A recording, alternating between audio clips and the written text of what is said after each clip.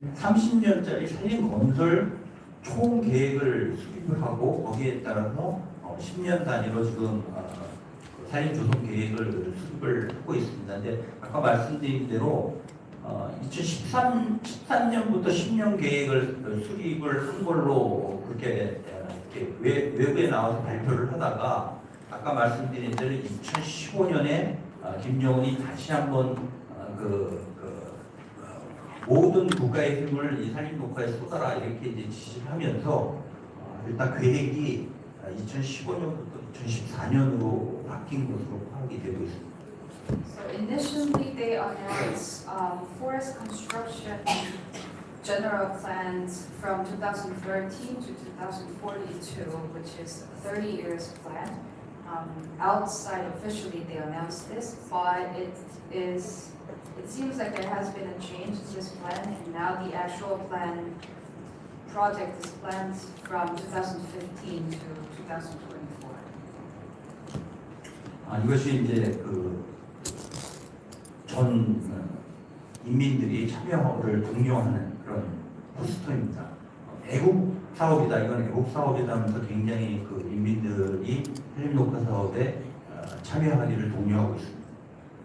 These are some examples of posters you can see in North Korea about reforestation, and they are especially using some patriotic slogans for people to participate or actively engage in reforestation.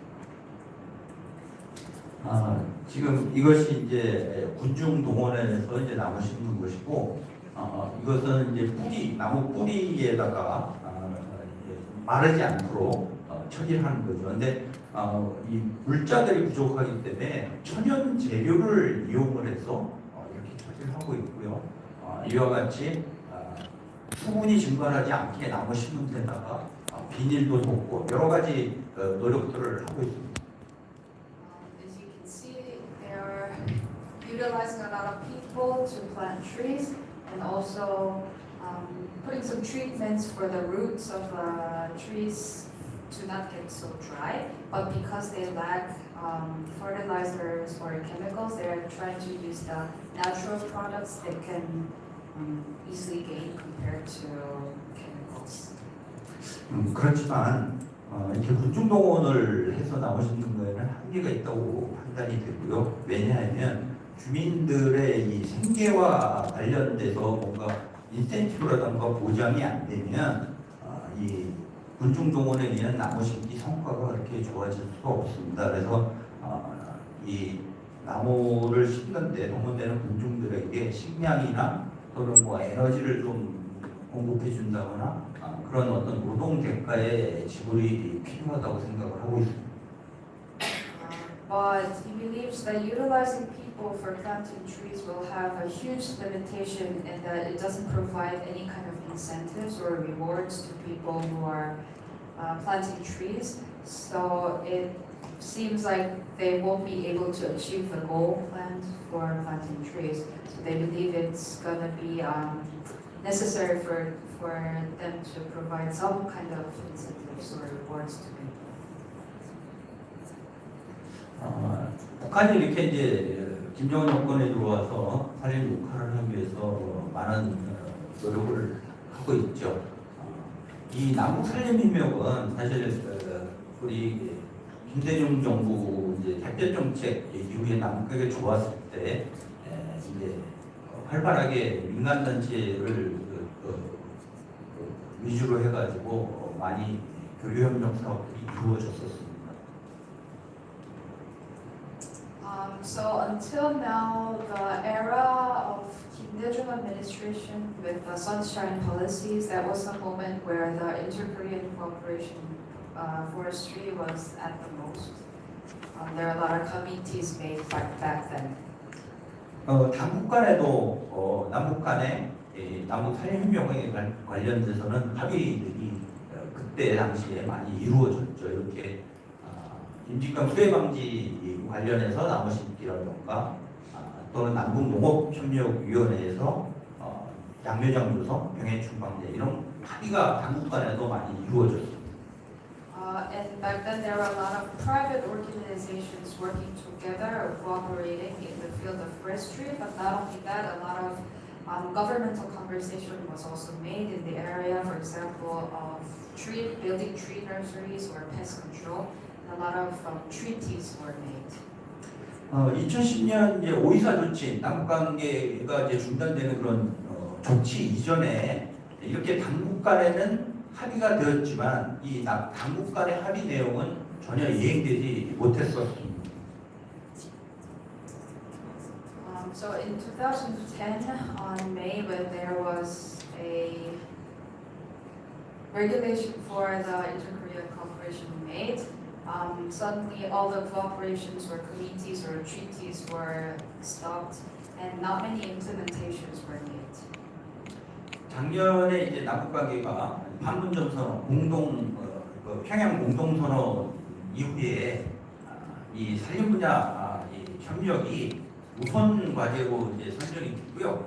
그 일환으로서 소나무 재선충 약재 5톤이 전달이 된 바 있었지만 결국엔 또 이 당국 간 합의에 된 그 사업은 현재 진행되지 못하고 있습니다. So last year, after the joint declaration in Panmunjom, forestry field was decided one of the priority projects between inter-Korean relations.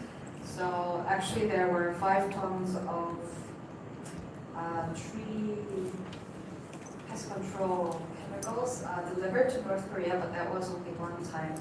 And now that the government relations are not as good as before, all the implementations are being stopped due to stop of governmental relations. 그러니까 민간 단체의 그 산림 협력은 많이 이루어졌다고 수련인데요. 민간 단체의 그런 남북 산림 협력도 단체별로 개별 사업으로 이렇게 여러 군데 이제 분산돼서 이루어졌고요. 또 북측에서는 이 평양 이북 지역은 개방을 안 하고 평양 남쪽의 지역에만 이렇게 지역 편중된 그 사업, 그다음에 물자를 이렇게 전달하는 수준으로 진행이 되어서 어떤 실제적이고 종합적인 산림 협력 사업으로는 발전되지 못했습니다. So until now, the private sector, when there was cooperation made, it was only the North Korea only opened regions. The southern part of Pyongyang and the northern part of Pyongyang was not allowed for any kind of cooperation. And it was very remotely far away from each other. So we would say that it was kind of difficult to have a general forestry plan to look all over the forestry in North Korea. 이 우리 남북 간의 협력뿐만이 아니라 국제기구, 국제 NGO, 국제 단체의 그 산림 협력도 있었죠. 특히 이제 대표적인 게 한스타이들 재단의 산림 협력 사례라고 볼 수가 있는데요. 주로 북한 산림 담당자들의 능력 배양 사업 위주로 이루어지고 있고요. 물론 이 상서리 지역의 80헥타의 시범조림 사업도 이루어졌습니다만 또 이렇게 그 산림 분야에 대한 책자 발간을 지원이 이루어졌습니다. Not only inter-Korean cooperation, but also cooperation with international NGOs and other organizations were made.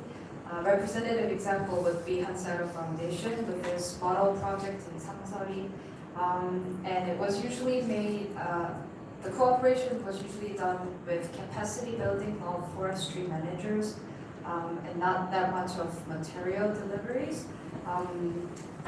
Also, there were some sort of professional books published cooperating with Hansara Foundation.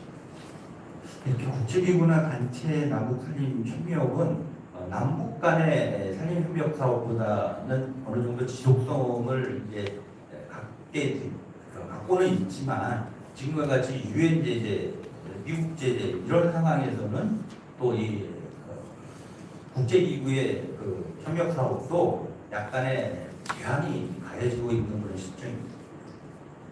So it could be said that international cooperations are less or more sustainable than compared to inter-Korean cooperation, but still UN sanctions or US sanctions is affecting these kinds of cooperations. So we can't say they don't have any limitations for cooperations. 그래서 지금까지 남북살림협력의 성과는 일단은 남북 간의 상호 어느 정도 신뢰 기반이 구축됐다. 또 북한의 기술 발전에 기여했다라는 그런 성과를 말씀드릴 수가 있겠습니다. So until now, we would say the results from the inter-Korean cooperation forestry would be a trust-building process and the technological development in North Korea. 그렇지만 아까도 앞에서도 말씀드렸지만 지속성은 아직 갖지 못하고 있고 그렇기 때문에 지원에 대한 사후 관리가 제대로 되지 못하고 있습니다. 그게 한계라고 말씀드립니다. But still, sustainability and monitoring afterwards remains a problem. 그래서 이게 지속성을 확보할 필요가 아까도 앞에서 말씀드렸지만 이런 악순환의 고리를 선순환의 고리로 바꾸기 위해서는 북한의 산림협력의 지속성이 확보가 아주 필요합니다.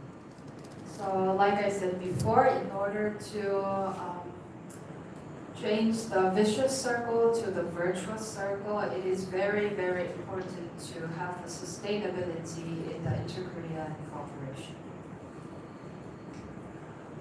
그래서 일단 남한은 사실 세계적으로 우리가 자랑할 만한 제1차, 2차 치산국화 계획을 통해서 우리가 단기간에 2차 세계대전 이후에 우리가 녹화 성공한 국가라고 우리가 자랑을 하고 있는데요. 그런 경험을 결합한 북한 산림 복구 모델을 만드는 것이 중요하다고 생각합니다. And because South Korea has an experience of erosion control and greening projects and successfully re-greening our territory after the war, it is very highly possible that we could use this experience to help develop a similar model in North Korea for successful greening and reforestation. 그래서 북한 산림 황폐의 원인이라고 아까 말씀을 드렸는데 그런 식량, 에너지 이를 같이 연계를 한 그런 산림 복구 모델을 만들어서 지원하는 것이 아주 중요하다고 하겠습니다.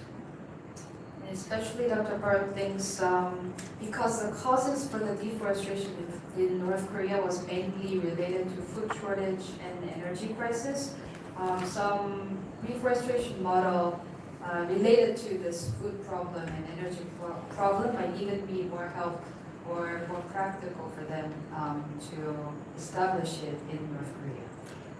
그거에 하나의 그 이제 모델이라고 말씀을 드릴 수가 있는데요.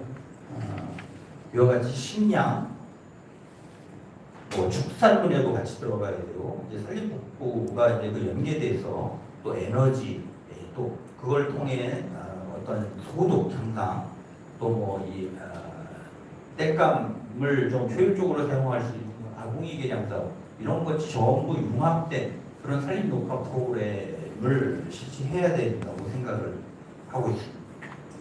So these are the example of some package programs we can implement in North Korea altogether, dealing with food shortage problems, farm area, even livestock, and sustainable energy, firewood problem with developing or making a better version of agungi that we use in Korea for rice cooking.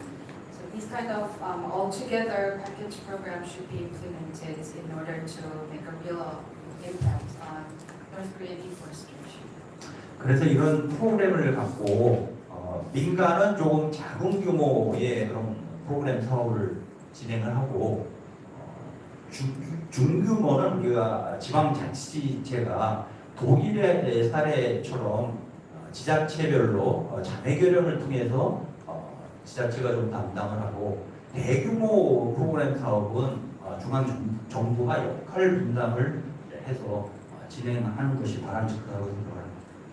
Also, another suggestion would be the small-scale projects to be implemented by the private sector, middle-scale projects to be implemented in local level or municipality level. For example, Korean cities having MOUs with German cities like Bayreuth, and the big-scale projects could be dealt by the central government. 또 하나는 그렇게 이제 역할 분담을 하더라도 성공 모델을 하나 만들었으면 좋겠다는 거죠. 지금까지는 아까도 개별 사업으로 분산적으로 이렇게 진행이 되고 또 식량, 에너지가 연계된 그런 융합형 모델이 그 사업이 진행이 되지 않았기 때문에 그런데 어떤 성공 모델, 지금 북한에서도 본보기, 보여주기 이런 거는 굉장히 강조를 하고 있기 때문에 우리가 민간이 협력을 해서 성공 모델을 개발을 해서 그런 성공 모델을 만들어서 북한에 한번 보여줄 필요가 있다. 그렇게 되면 그 성공 모델을 기반으로 그 북한의 산림 녹화가 확산이 되고 그것이 이제 조금 더 정착이 되면 북한이 스스로 할 수 있는 그런 시스템을 만들어주는 게 중요하다고 생각합니다. So until now, it is analyzed that the projects were to not package the program, so they were focusing only on the parts of the reforestation, and it was very dispersed, not focusing on some interest area. So it would be suggested that we develop one or few successful models for other regions to see and follow. So if this becomes possible, North Korea will be able to, by themselves, start another forestation projects from this successful models. 그러기 위해서 이제 법제도적으로 이제 해주적인 지원 체계를 좀 말씀드리고 흔들도록 하겠습니다.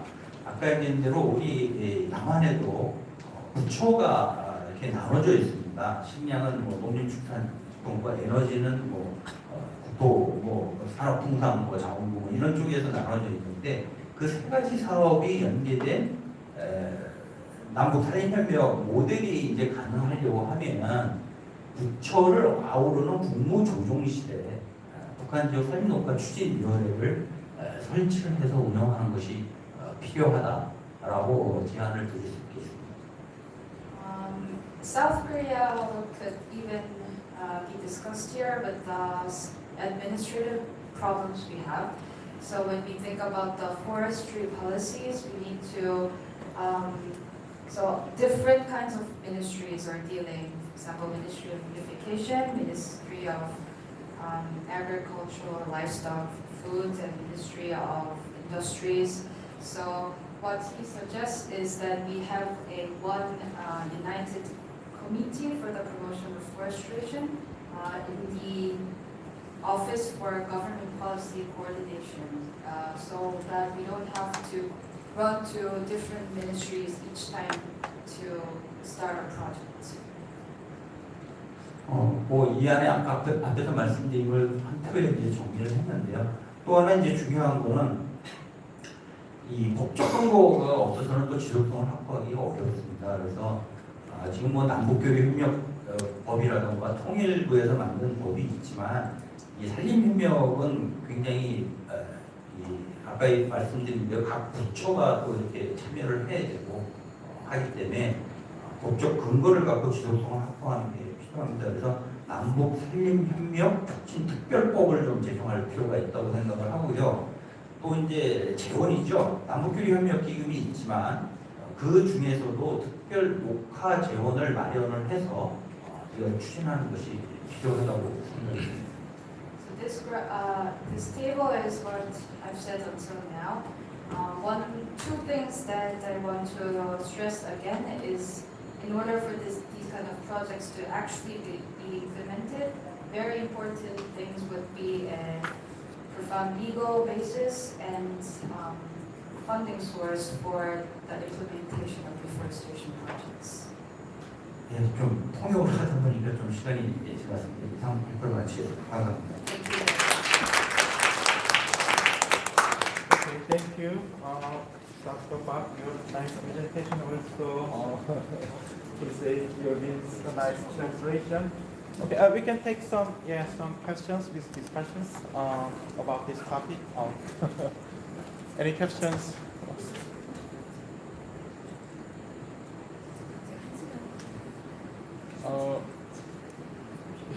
시간이 많이 Yeah. Okay. We can talk later. Okay. So take coffee outside and then we start. Okay. Yeah. Thank you. 자, 잠깐 커피 타임이 있겠습니다. 좀 참석자들이 약간 쉬는 부분. 동영상 촬영은 잠시 중지하도록 하겠습니다.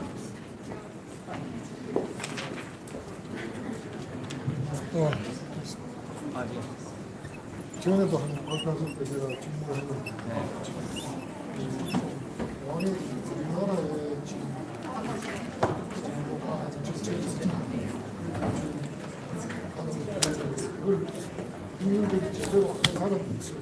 그걸 한번에 대본에 별로 주시면 좋겠어요.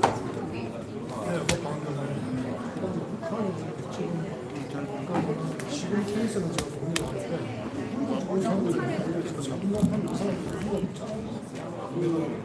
식수를 해서 공장을 그러니까 이게 오히려 북한 주민들한테는 효과가 가는 거지. 지금 북한 전체를 뭐 설명한다는 것은 지금 내가 볼 때는 좀 너는 아까 말씀한 그 특정 지역에 산림 역할을 우리가 성공한 우리가 하는 것만 하고 이 전체를 지금 한다는 거는 내가 볼 때는 안 맞는 것 같아. 그래서 북한 주민들한테 자기들한테 도움이 되는 게 가야 이게 애정이 가는데 지금 막방사님대로 해주면 잘라가고 뗄감하기 바쁘잖아. 그래서 이제 임농국가와 혼동이동이라는 것이 이제 북한에서도 그 계획을 갖고 있는데 그거를 우리가 좀 집중적으로 지원을 하려고 해요. 근데 그 사람들이 이제 임농국가 할 때 주로 밤나무, 잣나무라고 그러는데 비타민 나무, 열매들 달려있는 것들을 심어요. 그래서 그런 것들을 우리가 이제 명목도 지원해주고 또 그걸 하려면 아무래도 이제 비료가 필요하거든요. 지금은 이게 이제 유엔 제재 뭐 이런 것 때문에 어려운데 만약에 그런 것들이 이제 좀 풀리면 그런 쪽을 일단 집중적으로 먼저 해야 될 거예요. 알지는 기점으로 해가지고 그렇죠.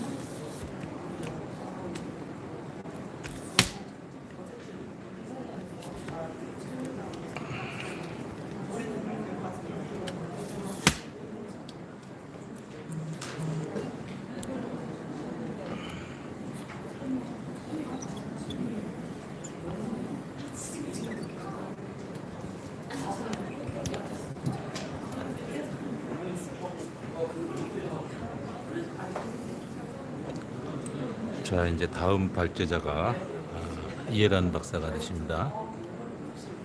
제가 시간상 늦었다고 생각을 했는데 발제는 놓치질 않아서, 그리고 먼저 번 시간에 북한의 산림 자원, 또 산림 녹화, 박 대통령이 그 지적 중에 위대한 것은 산림 녹화였죠. 북한이 그 황폐화된 상태이기 때문에, 그리고 연료 대책이 마련되지 않아서 산림이 복구하기가 어렵다는 그런 내용. 그냥 농사를 지어도 계속 수해가 난다는, 그리고 그걸 이제 인력으로만 그렇게 처리한다는 그런 부분. 그래서 여러 가지 문제점을 살펴보는 그런 시간이 되었습니다.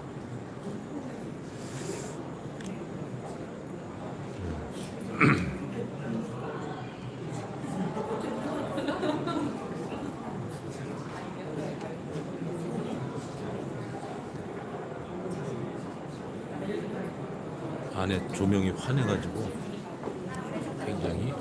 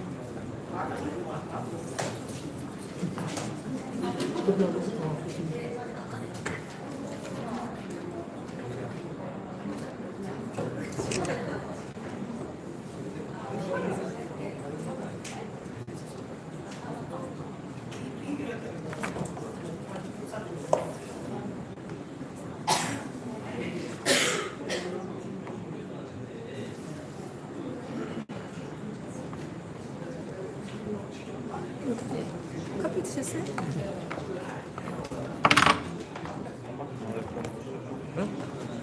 아니, 앉으세요. 거기 앉으세요.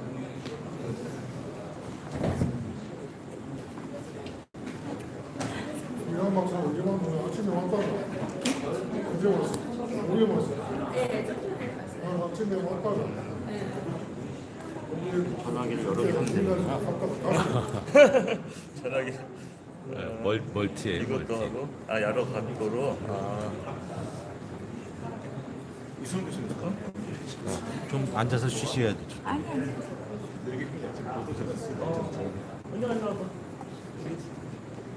이랑 박사 인사 은영이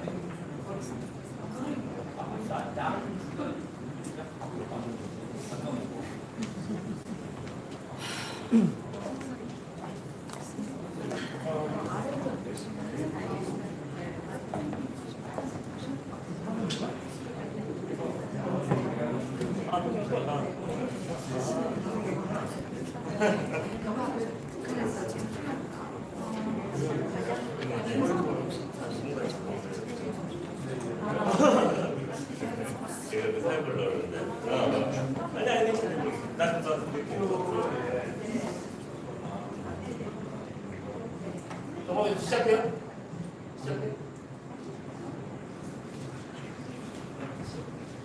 Okay, now let's get started the last session. This is the final session of today's event. So be patient, a little bit more. Okay, For the last session, we prepared a session titled South Korea and its Development Policy, Capacity Building, ODA, and South relations.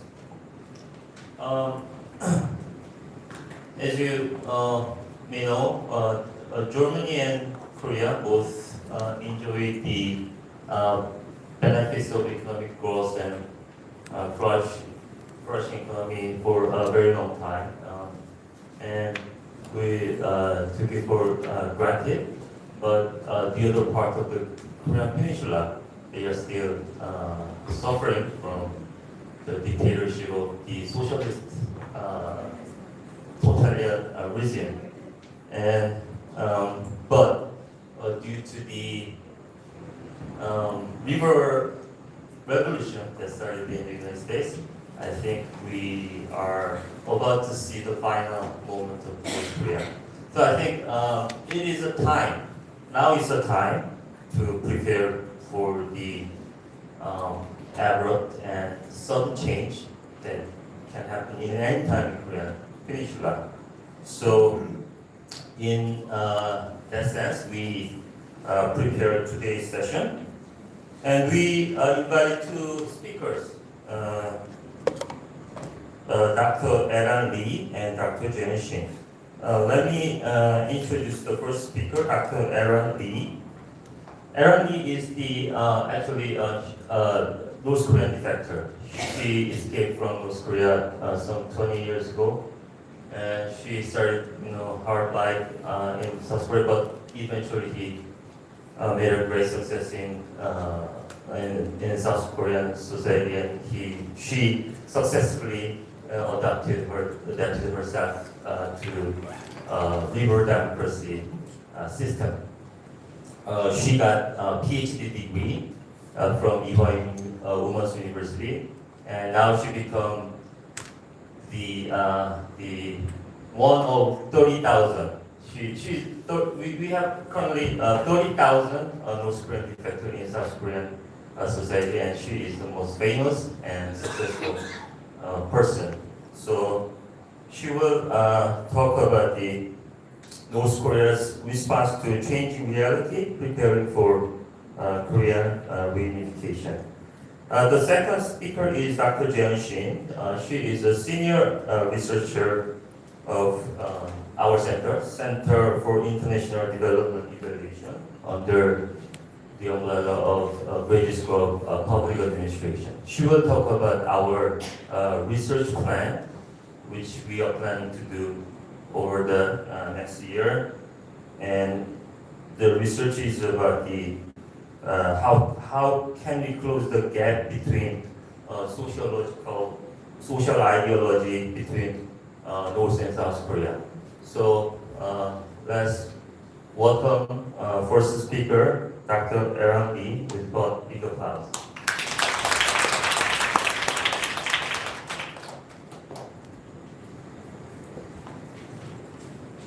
네, 안녕하세요. 저는 서울대 이해라고 합니다. 저는 97년 8월 16일 새벽에 한국에서 97년 10월 19일에 대한민국에 귀국한 학자입니다.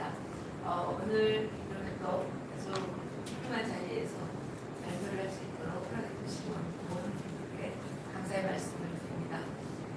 제가 맡은 분야는 북한의 이제 변화에 관한 건데요.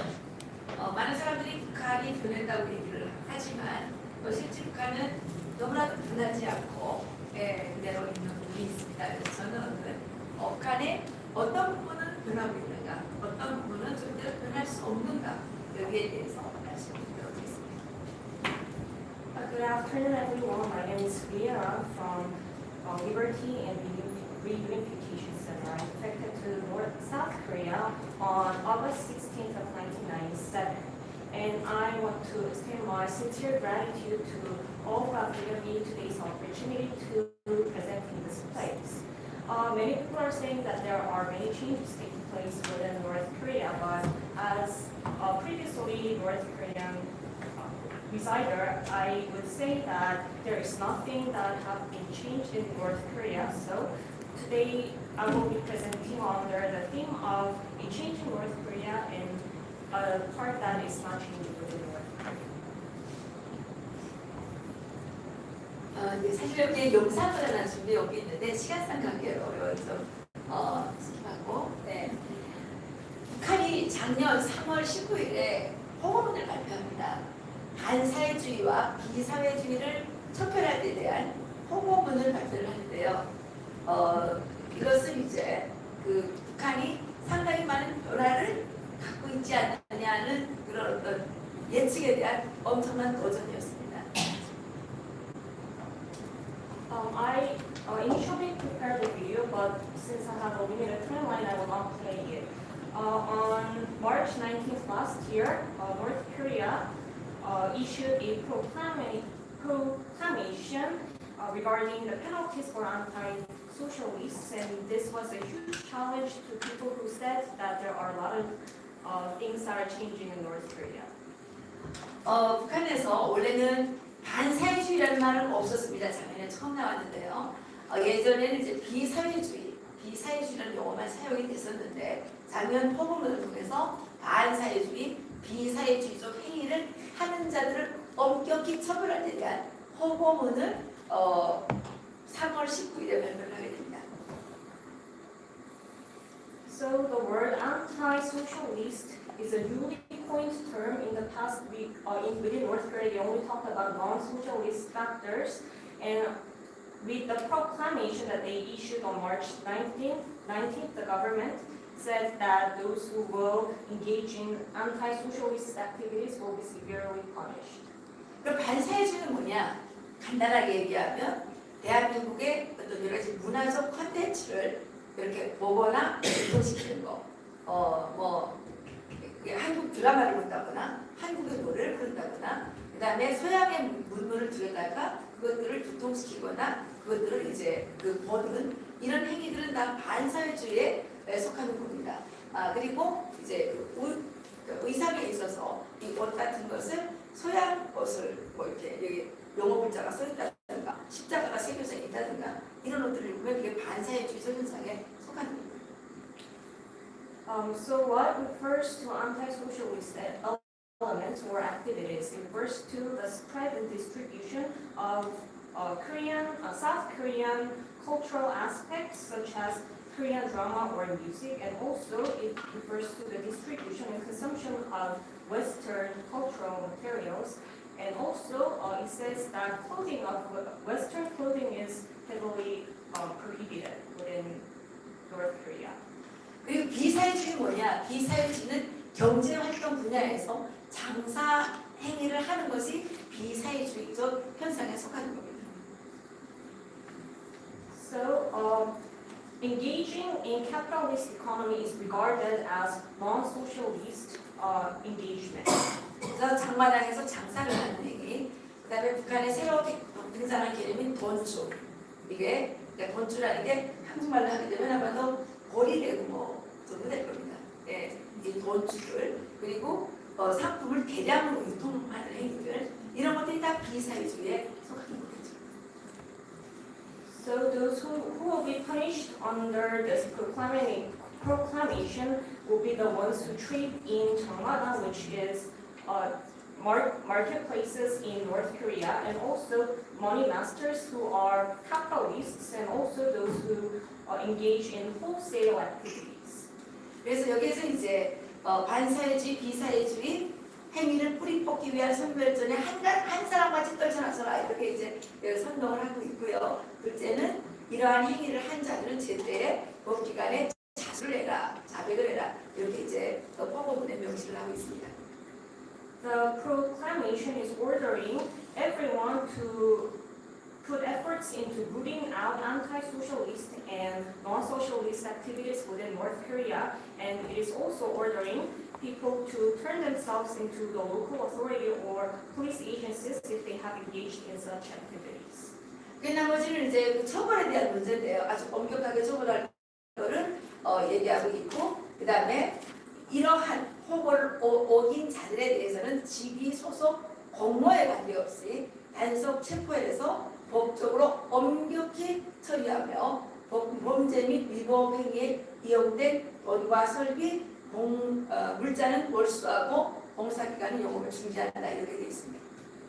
The proclamation here is saying that those who engage in non-socialist and anti-socialist activities will be subject to severe punishment, and those who violate this proclamation will be severely punished regardless of their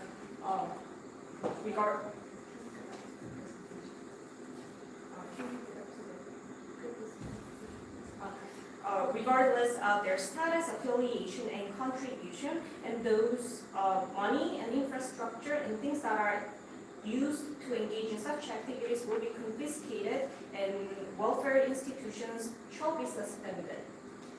이게 이제 작년에 김정은이가 최초로 중국을 방문하기 전에 갑자기 발표한 포고문이었습니다. 그래서 반사회주의, 비사회주의 척결에 대한 아까 제가 말씀을 드렸고요. 살인, 강도, 일반적 강력범죄는 이제 이런 문제는 물론이고 한국의 드라마나 노래 이런 것들을 담은 비디오나 불순 녹화물을 보거나 유포하는 행위, 돈을 빌려주고 이자를 받는 자본주의적 경쟁을 하는 사람들, 이런 사람들을 엄격히 처벌하게 대한 이런 내용들이고요. So the proclamation was issued right before Kim Jong-un's visit to China. So according to the proclamation, those who will be subject to punishment will be those who commit crimes such as robbery or murder, and also those who distribute and consume Korea's visual, cultural contents, and also those who engage in capitalist economic activities. 여러분들 혹시 그 북한에서 한국 비디오를 보다가 들키면 총살당하는 거 아시죠?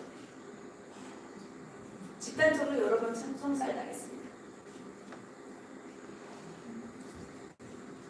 If in North Korea, if North Korean people are caught watching Korean video, they will be immediately killed by the regime. 여기 이제 개인 금융 거래를 금지하라. 이게 이제 돈주에 대한 거거든요. 그리고 국가은행을 통해서만 금전 거래를 하라고 이제 작년 포고문에서 이제 포고를 내렸죠. So as you can see in the presentation, private financial transaction is prohibited within North Korea, and all banking transactions should be conducted within state banks only. 그래서 작년에 북한에서 이 포고를 집행하기 위해서 엄청난 처벌을 했습니다. 그런데 다른 데하고 다르게 나타나는 게 뭐냐면 북한 주민들의 강력한 항의가 있었다는 거죠. So last year, actually, the government, the regime carried out severe punishment, and the change from the past was that there was a fierce backlash from North Korean people. 여러 곳에서 자살을 통해서 북한 정부에 항의를 했고요. 심지어 어떤 지역에서는 경찰서, 북한 말로 안전부에 가족들이 쳐들어가서 그 자살한 자기 엄마를 살려내라고 막 항의를 하는 엄청난 그 반대 항의가 있었습니다. So people protested by committing suicide or breaking into local police agencies or buildings to protest. 그리고 또 한 가지가 국가기관 명의로 등록된 개인 재산을 제조사에서 몰수한다. 이게 어떤 거냐면 차량이나 어선, 목선 같은 거 이런 것들인데 여러분 설명하시죠. And the regime investigated private possessions registered under state entities, and those subject to investigation included cars and boats. 이게 한국 분들은 이해가 안 되실 거예요. 북한은 사회주의 국가고 사적 재산이 허용이 안 됩니다. 그렇기 때문에 내가 차량을 내 돈으로 샀어요. 근데 내 돈으로 산 이 개인 차량을 내 명의로 이렇게 이용할 수가 없습니다.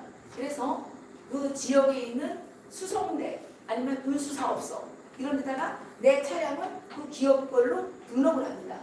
그 기업 걸로 등록을 하고 그 등록한 비용을 계속 달마다 내야 되는 거예요. 우리는 기업에다가 그 차량을 등록하면 차량 이용비를 받아야 될 것 같죠? 그렇지 않습니다. 그 기업에다가 차량을 등록을 하고 그 등록비를 내고 그 기간의 이름으로 장사를 해서 장사한 대가를 계속 기업에다가 이렇게 지불하는데 그 기업은 뭐냐? 국가 재산이기 때문에 이렇게 운영하는 건데 이것을 다 재소서 한다 그래가지고 다 몰수를 하라고 이제 이렇게 한 거예요. 그러니까 여기에서도 엄청난 반항이 일어나는 거죠. So it'll be hard for South Koreans to understand this because we can privately possess things in North Korea. Possession is not allowed. For example, if North Koreans were to buy a car, it shouldn't be privately owned, but it should be registered in the local transportation companies or agencies. And North Koreans who wants to own car should pay for the monthly registry, and it's very hard to imagine here in South Korea. 최근에 그 한국 바다로 북한 목선이 자주 내려오는데 이것과 무관하지 않습니다. 개인들이 목선을 많이 갖고 있기 때문에 개인들이 기타 기관에 등록을 하고 목선을 가지고 뭐 고기도 잡고 장사도 하기 때문에 이 목선들이 탈북에 많이 이용됩니다. 그런데 지금 목선 탈북이 이렇게 급증하는데 대한민국의 이 정부가 목선 탈북을 받아주지 않아서 자꾸 돌려보내가지고 북한에서 야 남조선에 가면 탈북자들 또 돌려보낸다더라 이런 소문이 지금 파다하게 퍼지고 있는 겁니다.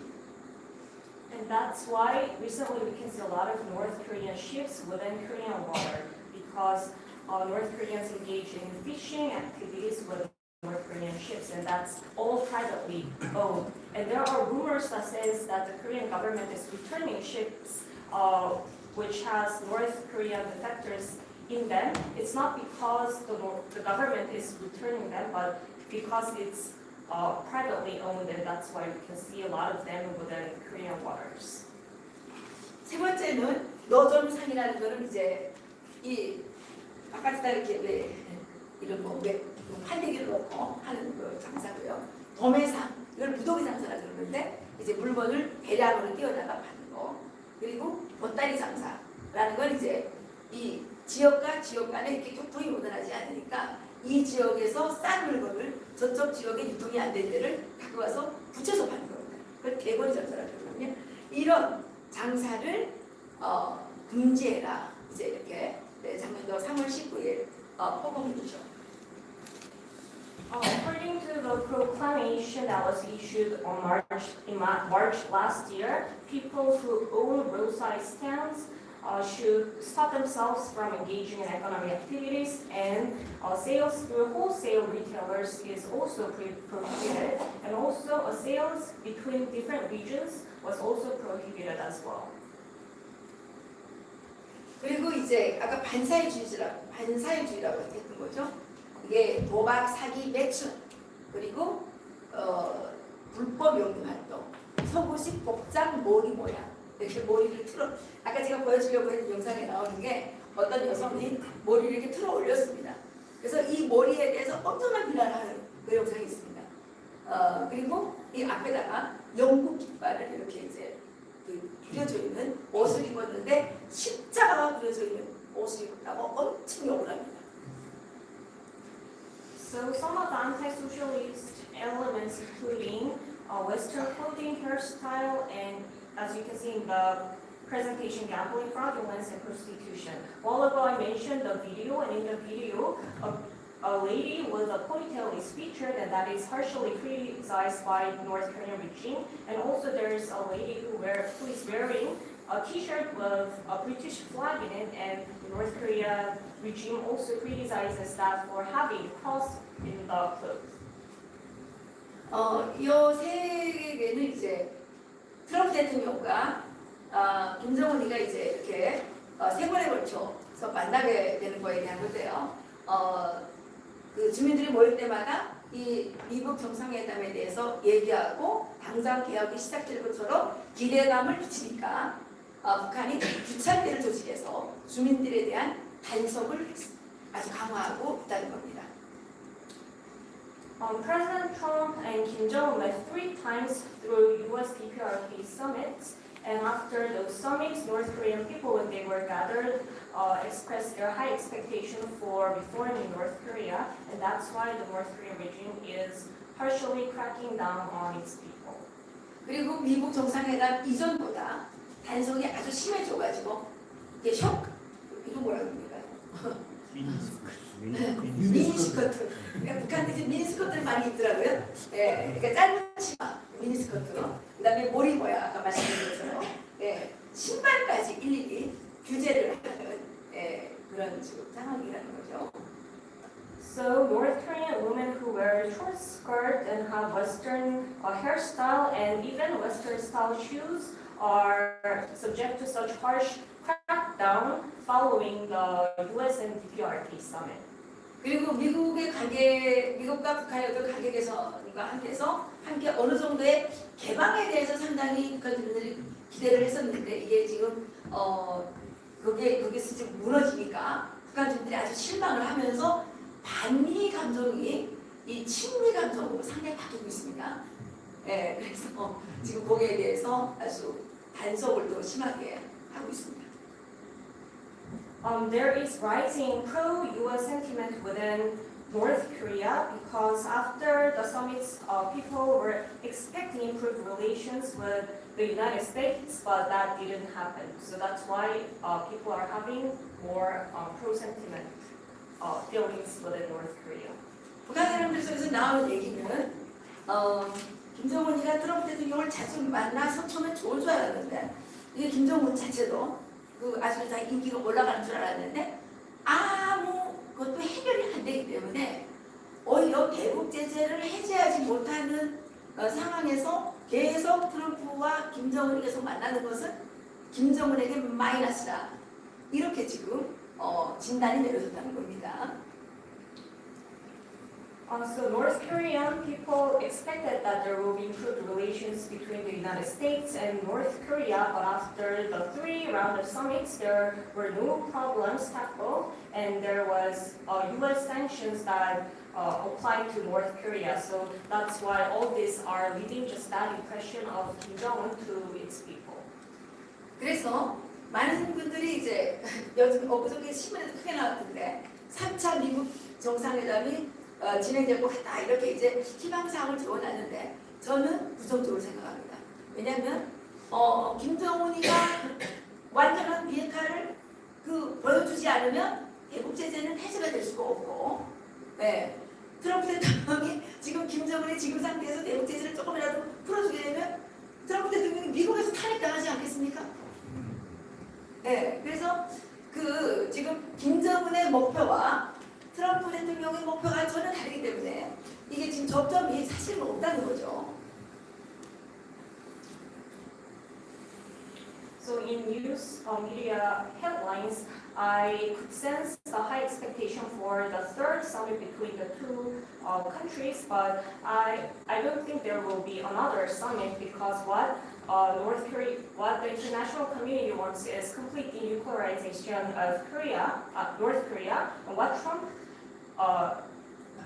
the complete denuclearization of North Korea, but UN sanctions have not been lifted, and if Trump were to lift UN sanctions in Korea, he would be impeached. So, in a nutshell, the goal of Kim Jong-un and President Trump is not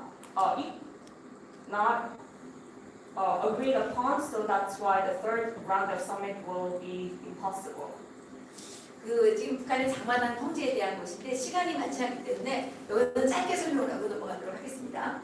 북한은 이제 80년대부터 그전부터 이제 장마당을 아예 없앴다가 조금 헐하겠다 이렇게 됐는데 80년대부터 북한의 장마당이 아주 활성화되기 시작했습니다. 그러면서 고난의 행군을 겪으면서 장마당이 이제는 하나의 중요한 경제의 한 축으로 이렇게 자리 잡게 됐는데요. So let me briefly explain what 정마당 is. Beginning in the 1980s, 정마당 was shut down and reopened several times. But since 1980s, it was highly activated after the arduous march. 근데 북한이 이 장마당을 없애야 되는데 장마당을 완전히 없애면 주민들이 완전히 들고 일어날 다 굶어 죽거나 다 들고 일어날 수밖에 없기 때문에 이것을 절대로 없앨 수가 없습니다. 그래서 계속 이렇게 통제하다가 또 풀어줬다가 통제하다가 또 풀어줬다가 이런 지금 패턴으로 계속 가고 있는데 이것이 북한 주민들의 삶을 장기적으로 볼 때는 상당히 피폐하게 만든다는 거죠. So the North Korean regime is displaying the pattern of closing and reopening of Changmadang because completely shutting down Changmadang means people would die of starvation and also there would be a harsh protest among people. 이렇게 계속 통제했다가 풀어줬다가 통제했다 풀어줬다 이렇게 하면서 상당히 많은 부정부패 고리가 생기고 권력에 이렇게 이 권력에 밀착된 이런 사람들은 또 신흥 부자로 탄생을 해서 북한에 신흥 부자들이 많이 생겨났죠. 그리고 이 사람들은 완전히 권력과 밀착된 그런 관계를 보이고 있습니다. 그래서 부익부 빈익빈이 엄청 심하게 만들어지는 그런 결과를 만들고 있죠. This repeated pattern is creating wealth inequality within North Korea because this has given a rise to corruption and bribery. Those who can take advantage of this market system becomes very rich, and they are so-called the newly rich within North Korea, and they are the ones who hold power. 북한의 대표적인 비사회주의 현상은 아마 장마당 경제라고 말씀드릴 수가 있는데 어떤 분들은 이거 자꾸 시장 경제라고 그러는데 저는 이것이 시장 경제라고 생각하지 않습니다. 이건 장마당 경제입니다. 장마당 경제. 세계에는 없는 장마당 경제죠. One of the non-socialist phenomena within North Korea is a rise of Changmadang, and some say that it's a market economy, but I would say it's not a market economy. 북한에서 사람들이 이렇게 얘기합니다. 장사를 하지 않고 사는 사람은 간첩이다. 공작금을 받기 때문에 장사를 하지 않고 이렇게 얘기합니다. So people say that everyone in North Korea engaged in some kind of trading or they engage in economic activities. 그래서 조선일보에서 조사한 건데 노동당원 10명 중에 7명이 장사 경험이 있다. 주민 소득의 71%가 장마당에서 생긴다. 이렇게 이제 결과가 있죠. So this picture is from 조선일보 and it says that 7 out of 10 Workers' Party members have participated in market activities. The majority of consumption, which is 71% in North Korea, is done via markets. 그리고 북한의 장마당에서 가장 대접받는 화폐는 미국 달러입니다. The most favored currency in Changmadang is US dollar. 그리고 김일성 초상에 있는 북한의 100원짜리 이것은 아주 국대기라고 이제 불리면서 천대를 받고 있습니다. North Korean coin which displays the picture of Kim Il-sung is disrespected within North Korea. 북한의 대부분의 약간 큰 거래는 다 달러나 위안화로 거래가 되고 있고요. 북한 돈은 그냥 휴지보다 조금 낫겠죠. 네. Most widely used currencies in North Korea are dollar and yuan, and North Korean bill is almost unused within North Korea.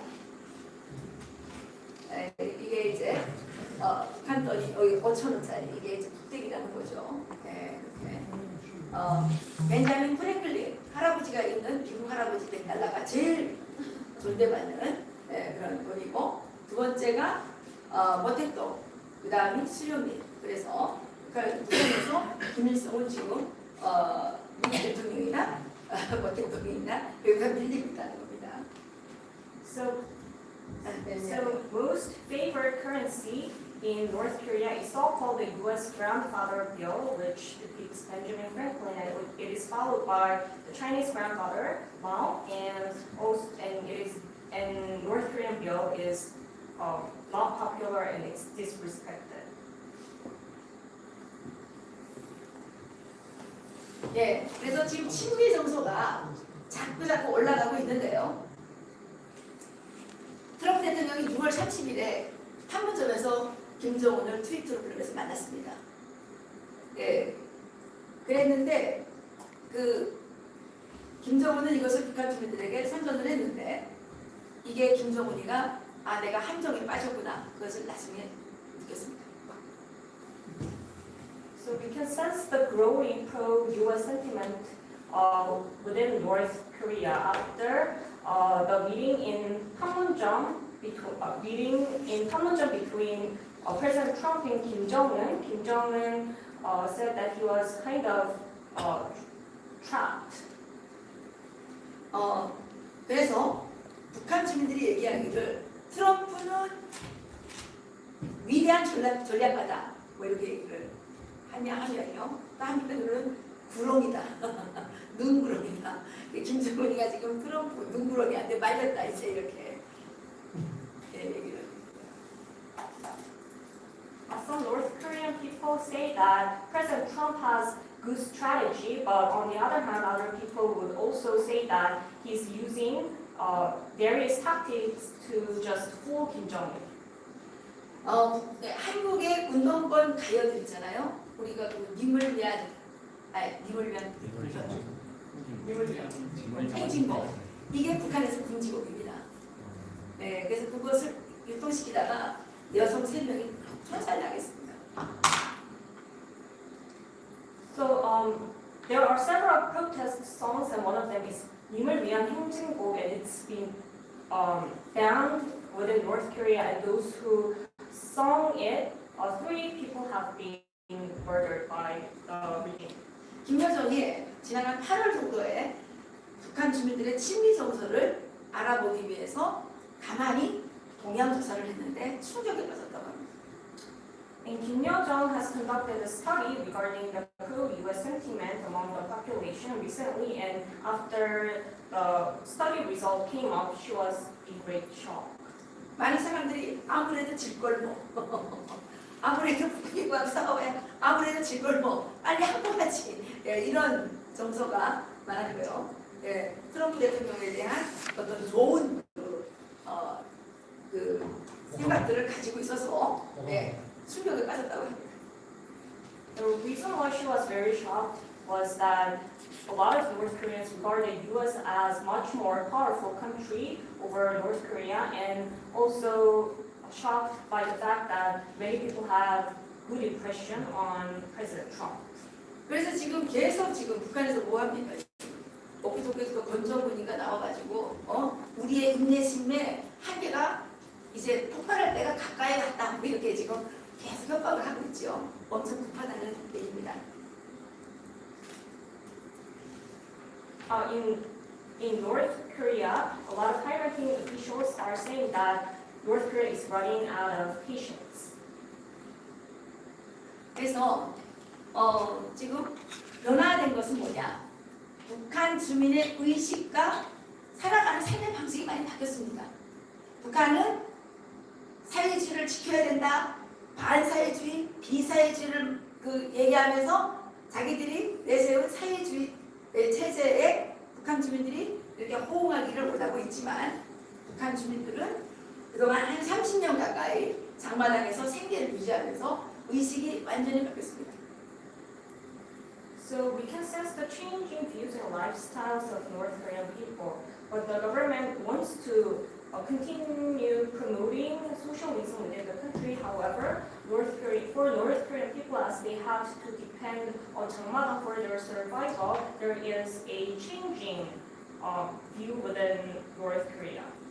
돈이 최고라고 생각을 하고 있고요. 국가의 배급제도가 붕괴가 되면서 빈부격차가 심해지고 있고 이 한국 물품이나 수입 물품에 대한 어떤 선호도가 아주 높아지고 있습니다. North Korean people think money is the best, and there is rising wealth inequality within North Korea, and also there is a popularity of imported goods within North Korea. 북한이 원래 남녀 평등을 해주겠다고 그랬는데 배급을 줄 때는 남녀 평등이 전혀 실현되지 않았는데 이 배급제도가 붕괴되면서 가부장적인 가치관이 완전히 바뀌게 됩니다. 남성의 지위가 상당히 약화가 되고요. 그래서 이혼율이 급증하고 있고 가족이 해체되고 있고 결혼을 기피하는 현상들이 일어나고 있습니다. The North Korean regime said that they they will pursue gender with the equality within the country, but which didn't became a reality. And also the status of women is rising, whereas the status of men are faltering. So that's why the abortion rate within North Korea is very high, and a lot of people are delaying marriage. Also, families are breaking apart. 많은 여성들이 남편은 불편이다 이렇게 얘기하는 거예요. A lot of women say that they don't need husband and they are useless.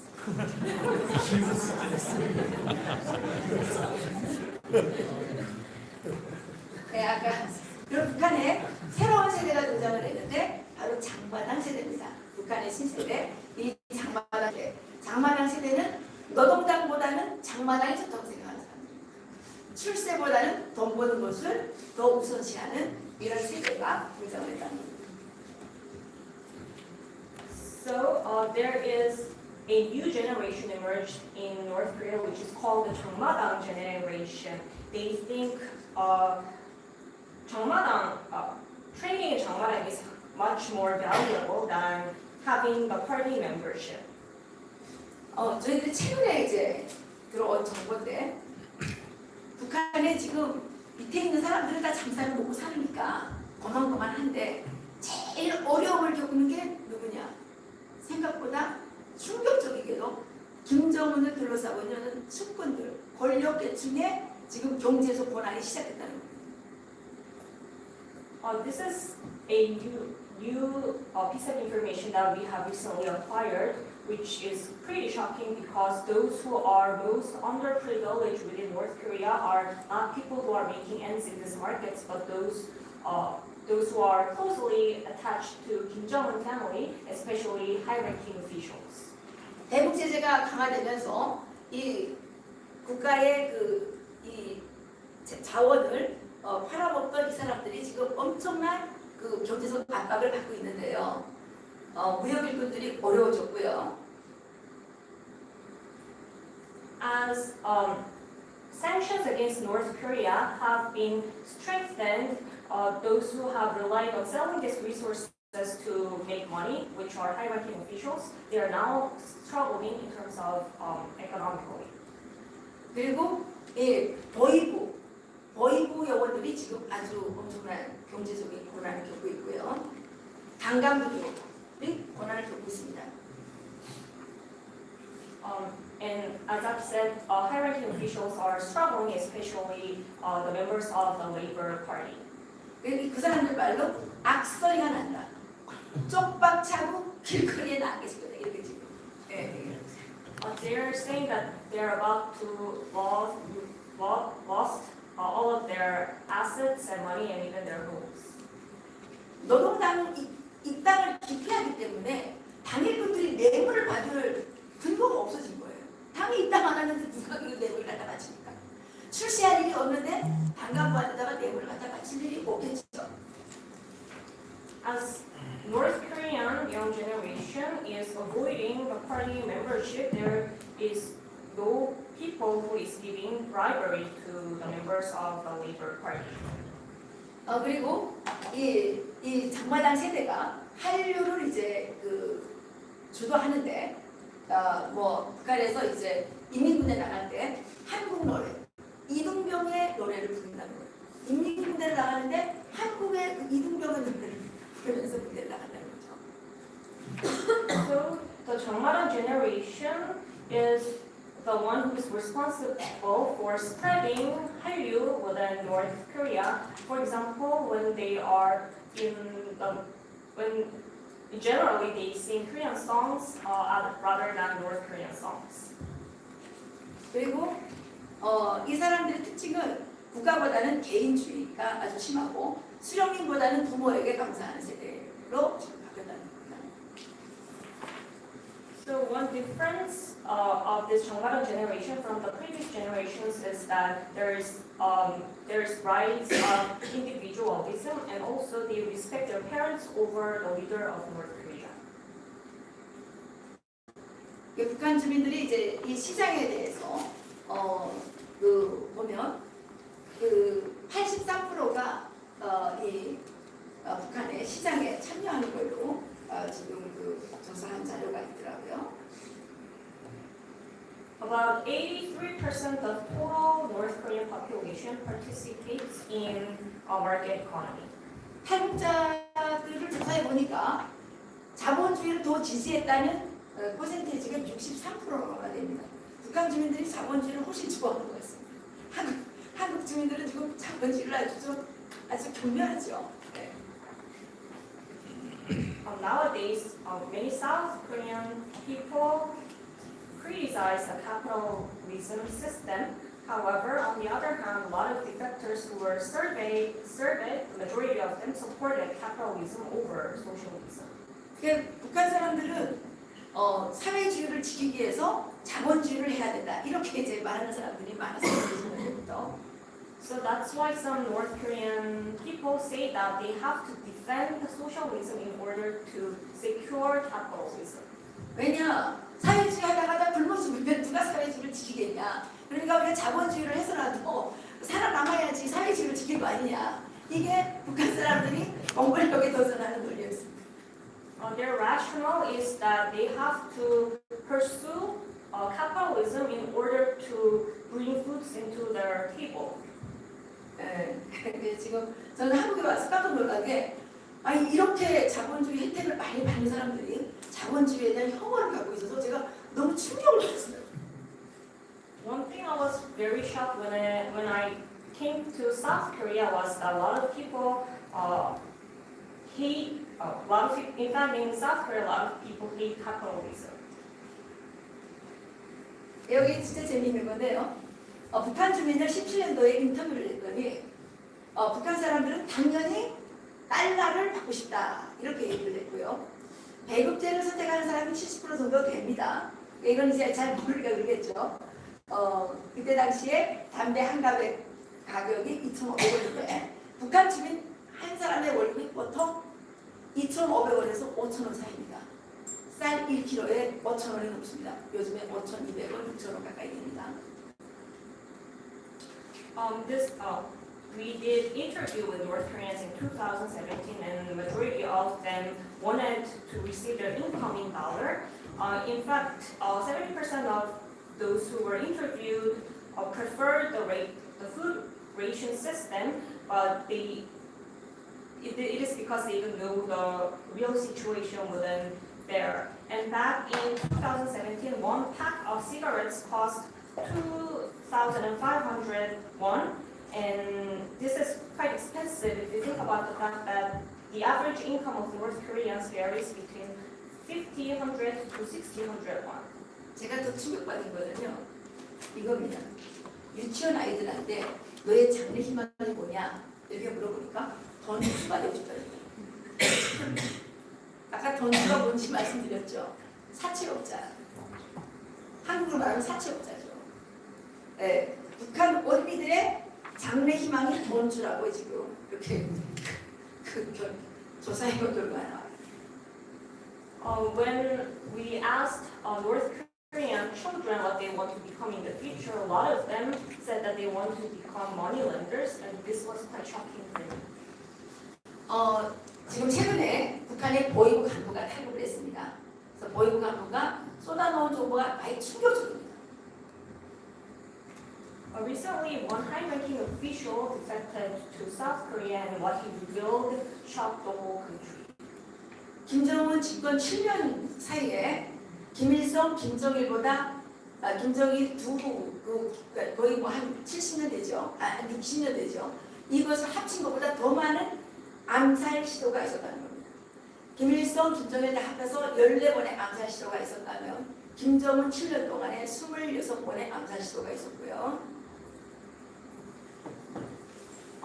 One of the things that he revealed was that 7 years into Kim Jong-un's rule, there were several murder attempt cases, which is much larger than the previous leaders. Within 7 years, there were 26 murder attempt cases. 최근에 일어난 8번의 암살 시도 중에 2개만 이렇게 밝혀지고 6개는 아직 미지 사건으로 남아요.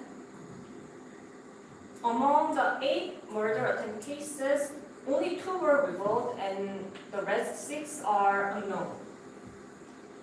그리고 또 이분이 얘기하신 게 북한에서 1년 동안에 작년부터 올해 1년 동안에 9,000건의 반국가 범죄가 일어나는 거예요.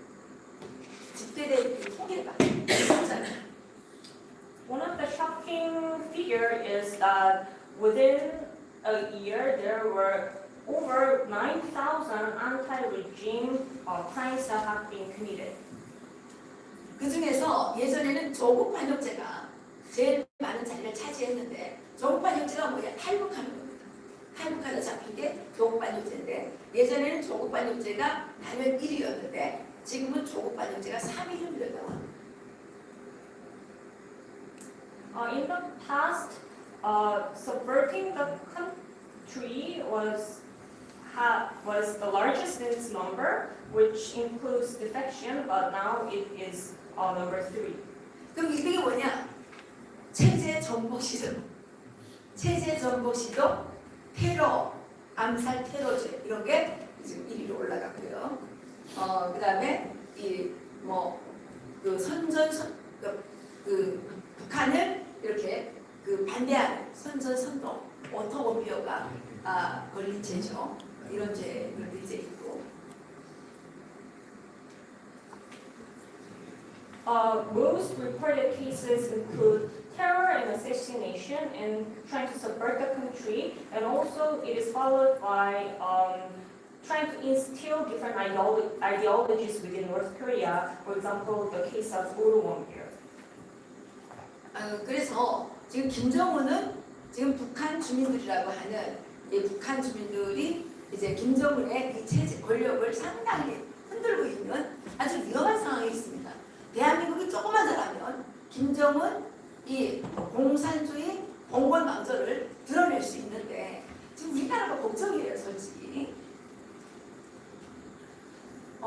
Kim Jong-un's regime is heavily threatened as of now because as I've said, there's changing value within North Korea, especially the young generation. And I'm highly worried about this because South Korea can attempt to subvert the country, and this is creating a lot of concerns for me.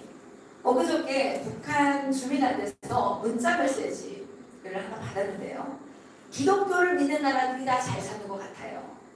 이렇게 봤어요. 정강훈 목사님의 그 설교를 그분들은 연설이라고 그러거든요. 정강훈 목사가 연설하는 것을 봤다. 요즘에 최고의 인기가 정강훈 목사입니다. 중국에 나오기만 하면 정강훈이 어떤 사람이냐 이거를 엄청 지금 검색을 해보고 그 사람에 대해서 깊은 관심을 가지고 있습니다. Recently, I got a message from one North Korean, and he or she said that those who are the wealthiest countries guarantee the freedom of religion to its people. And he talked to me about one priester who is gaining a lot of popularity in China and a person who is very popular in North Korea. 그래서 정강훈 목사를 수령이냐, 기독교의 수령이냐 이렇게 물어보면서 이승만 대통령, 미국 뭐 이런 거에 대해서 연설하는 것을 자기들이 봤다. 그리고 그것이 지금 전국으로 이게 급격하게 확산이 되고 있다고 합니다. He thought that the priester was the leader of the whole Christianity, and also he added that a lot of North Koreans are getting to know this pastor and that they are listening to his words. 그래서 저는 북한 주민들에게 이 자유민주주의 그 시장경제 체제에 대한 정보를 왜곡되지 않은 정보를 많이 전달했으면 좋겠다. So I hope that we could deliver accurate information to North Korean people about the freedom and democracy. 그리고 북한의 불정적인 체제를 가지고 이걸 좀 제발 받아주시오 이렇게 하지 말고 우리가 주권은 주되 북한에게 개인의 자유권과 사적 재산권을 보장해 주도록 요구를 해야 된다는 거죠. 야, 너네가 개인의 자유권, 사적 재산권 인정해 주라. 그래서 공장에다가 쓸데없이 차량 등록해놓고 그것 때문에 뜯기지 않는 자기 것을 가질 수 있는 이런 거를 해주라. 이렇게 강력히 요구를 좀 해줬으면 좋겠습니다. And I hope that the international community would urge North Korea to guarantee the right to freedom and the right to private possession. 그리고 북한 주민들이 이 인권과 종교의 자유, 특히 기독교 신앙의 자유와 어떤 선교의 자유를 보장받을 수 있도록 국제적으로 압력을 넣어줘야 된다고 생각을 합니다. And also there should be an international pressure on North Korea to guarantee human rights for North Korean people and also the freedom of religion. 이것은 너의 상태에서 아무것도 할 수 없이 이렇게 결박되어 있는 북한 주민들을 위해서 자유진영에 있는 분들이 최소한으로 해야 될 의무적인 사항이라고 저는 생각합니다. And I sincerely believe that it is our responsibility to urge this to North Korea to help North Korean people who are severely suppressed by the regime. 그리고 대북 지원을 하는 데 있어서 정부가 주도해서 북한의 권력층들에게 물자가 투입이 돼서 권력층들이 더 비대해져가지고 북한 주민들을 탄압하는 이런 것을 자제하고 And also the government shouldn't provide humanitarian aid directly to high-ranking officials or to the government because there is a high possibility that they could divert that aid to other means.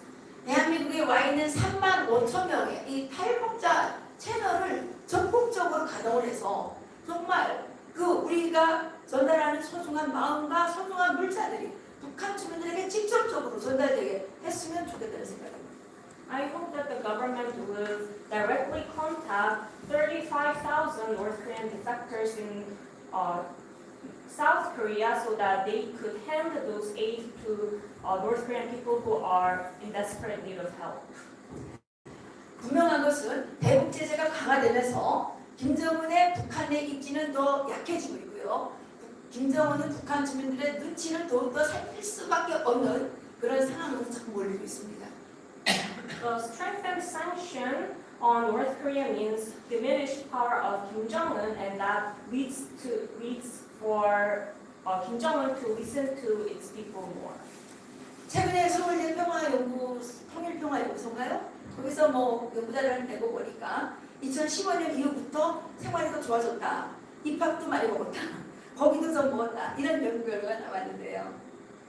And according to Seoul National University's Reunification Research Center, North Korean people are enjoying improved life quality. 이게 다 대북 제재가 강화된 결과입니다. This is the result of strengthened sanctions against North Korea. 그리고 북한의 지금 대북 제재가 강화됨으로써 김정은에게 돈을 갖다 바치면서 공존하던 충성 계급이 지금 아주 경제난에 빠져가지고 김정은과 이 충성 계급 간에 지금 갈등이 아주 깊어지고 있다고 얘기를 하고 있습니다. As sanctions against North Korea are strengthened, loyal class in North Korea are suffering economically, which is creating conflict between Kim Jong-un and high-ranking officials. 최근에 김정은이가 금강산에 가가지고 저 꼴보기 싫은 물건 현대가 지금 꼴보기 싫은 건물들 다 없애버리라고 지시했죠. 네, 그런데 우리나라에서 이 해변 정책을 지지하는 사람들, 그러니까 북한을 좀 추종하는 사람들, 이런 사람들이 그러면 금강산을 우리가 가지고 잡으려면서 지금 아주 금강산 살리기 캠페인을 하고 있는데 이러면 안 되는 겁니다. Recently, when Kim Jong-un visited Kumgang Mountain, he wanted to seize all businesses with the Hyundai company, but in South Korea, those who support sunshine policy are saying that we should strengthen economic cooperation with North Korea. 저희들이 좀 알아보니까 이게 김정은도 왜 부탁을 받느냐? 그게 이제 지금 현대도 건물 다 썼어요. 그런데 그거를 지금 중국 사람들한테 좀 또 이제 이중계약을 좀 해야 되겠는데 현대가 50년 임대 이렇게 돼 있지 않습니까? 그러니까 중국 사람들에게 또 그거를 임대를 받기 위해서 그 임대를 이중으로 해주려고 그러는 거죠. 그래서 그렇게 가서 화를 냈다고 그러더라고요. The reason why Kim Jong-un wanted to remove all the buildings that Hyundai constructed in Gungang Mountain is that there is a move to make a double contract with China. 그래서 한마디로 요약을 하면요, 김정은의 공산주의 봉건 왕조를 지켜야 되겠다는 어떤 수호하려는 그 의지는 하나도 변한 곳이 없고, 북한 주민들이 장만한 경제를 통해서 한 30년 넘게 생활하면서 북한 주민들의 의식과 이 생활 태도와 북한 주민들의 정서 이런 것들은 상당히 많은 변화를 가져왔습니다. 이제 이 변화의 마지막 정점을 찍어야 될 세력이 바로 대한민국이라고 생각을 하는데 좀 안타까운 것은 대한민국의 많은 국민들이 대한민국의 건국 이름을 몰라요. 이게 안타까워요. In summary, how the North Korean regime is still promoting and pursuing communism, whereas the Jeongmadang generation is having different value, lifestyle, and sentiments. And I truly believe that we should be the one who have to make changes in North Korea. But one thing that I'm really worried about is that a lot of South Korean people don't know the founding spirit of the country. 예, 대한민국의 자유민주주의 시장경제 체제, 법치 제도라는 이것을 북한 주민들에게 선물해야 되는데, 아니 지금 자꾸 연방제 통일하겠다 그러니까 연방제 통일하면 어떻게 됩니까? 홍콩 사태를 보십시오. 예, 자유민주주의하고 공산주의하고 이게 합쳐가지고 그게 믹싱이 되냐 말입니다. 자유민주주의가 망하게 되는 거죠. 그래서 대한민국 국민들이 이 정신 똑바로 차리고 북한 주민들에게 우리의 이 자유민주주의 신앙경제 체제, 법치제도, 기독교 국가 이것을 반드시 선물해줘야 된다고 저는 생각합니다. So what we should do is to instill many values that are promoted within South Korea. For example, the value of liberty, democracy, and the system of rule of law, and the market economy, and freedom of religion as well as human rights. This is something that we can enable them to learn from South Korea. 예, 오늘 시간 동안 경청해 주셔서 대단히 감사드립니다.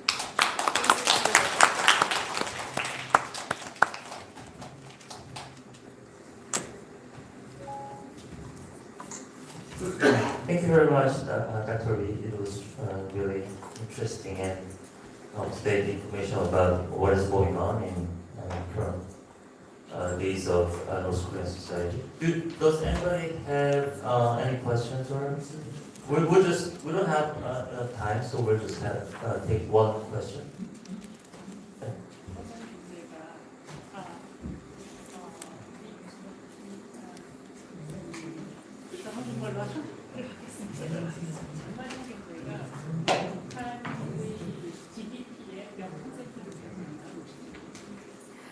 북한의 공식적인 통계가 없기 때문에 북한 주민의 GDP 얼마를 차지하냐 이거는 과학적으로 밝힐 수가 없습니다. 그런데 북한 주민들의 아까 말씀드린 것처럼 이 90% 이상을 다 장마당에서 해결하고 있어요. 국가에서 주는 것은 명절 때 이제 뭐 수락료, 식용유 얼마 이런 거 내주는 거 있는데 이것조차도 주민들로부터 홈을 가져와라, 무슨 뭐 도토리를 가져와라 이게 이제 다 걷어다가 공장에서 조금 이렇게 가공해가지고 주기 때문에 그것조차도 장마당의 사명이라고 말씀드릴 수 있습니다. 장마당에 참여하는 인구는 장마당에 참가하는 인구는 저기 말씀드렸잖아요. 거기서 판매자가 몇 퍼센트나 그게 판매자, 구매자 갈라져 있는 게 아니고요. 내가 커피를 팔면 나는 커피를 팔지만 나는 또 쌀을 가서 사는 겁니다. 다 이렇게 엮여 있기 때문에 여기처럼 뭐 따로 분리되어 있는 게 아니기 때문에 그렇게 말씀드릴 수 있는 부분이 아닙니다. So people in Jeongmadang are both consumers and sellers.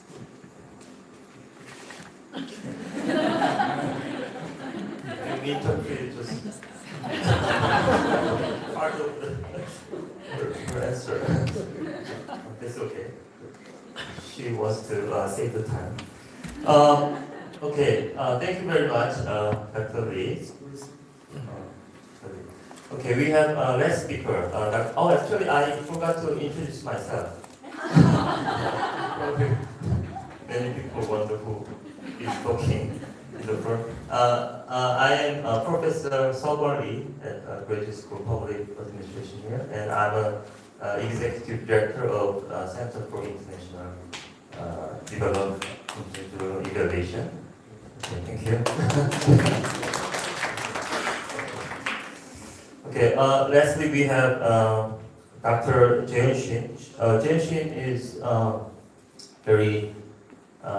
she's a young new doctor.